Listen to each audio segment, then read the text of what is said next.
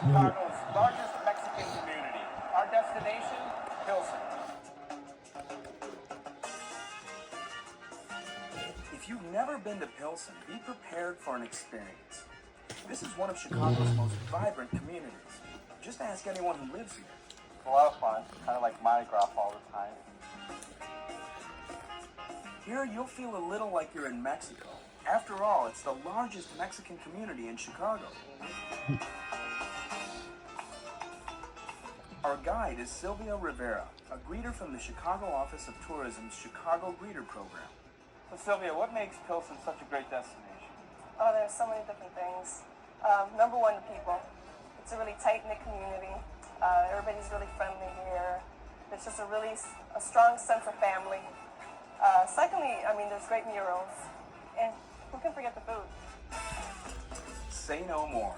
On virtually every corner, you'll find restaurants specializing in authentic Mexican cuisine. And just like you can't help but savor the food here, you can't help but notice the art. Pilsen is known as a great place to live, especially if you're an artist. So Heather, tell me a little bit about the arts community here in Pilsen. Well, the arts community here in Pilsen has been around for over 40 years. And every year we host an open house event, open studios event, called the annual Artist Open House. At this year's open house, set for the first weekend in October, artists like Ned Broderick open their doors to the public.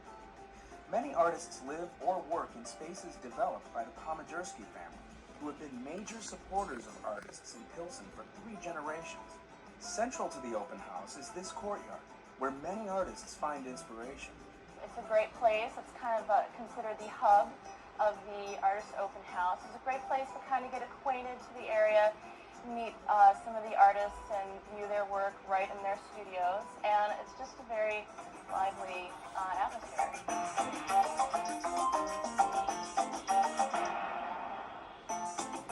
In Pilsen, artwork is everywhere.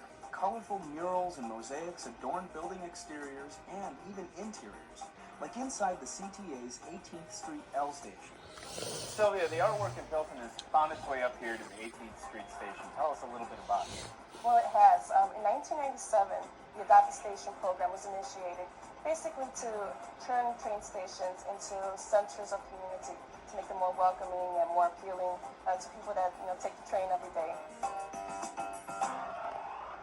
It's hard not to feel welcomed by the vibrant murals along the walls, even in the stairwells here.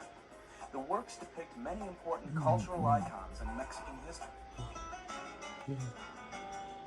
Of course, lovers of art can't visit Pilsen without a stop at the Mexican Fine Arts Center Museum.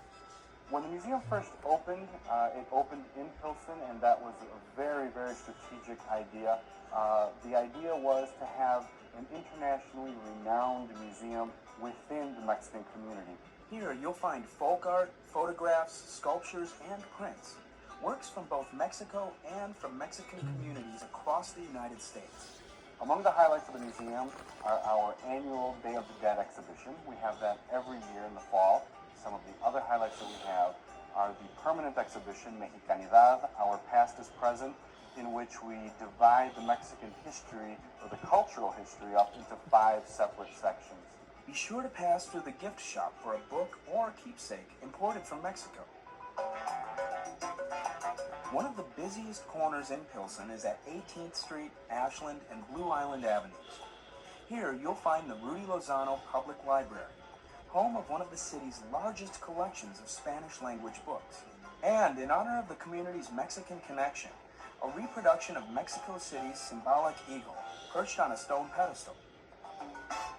It's at this corner that you'll also find Pilsen's version of NBC's Today Show.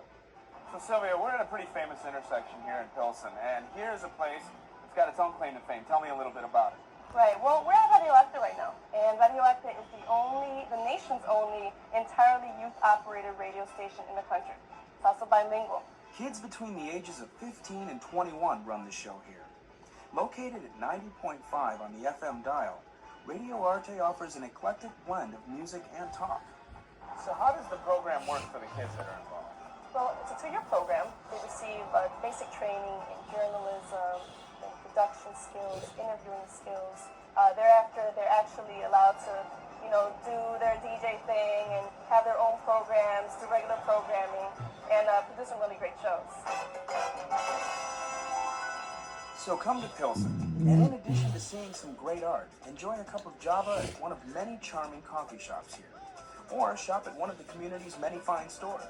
Here's how to get to Pilsen on the CTA. What's with this? I used blank.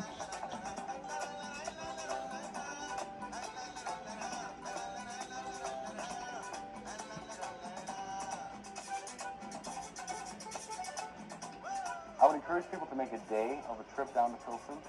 It's almost like going to Mexico, except you can take the CTA there, obviously. It's a really, really well-rounded experience.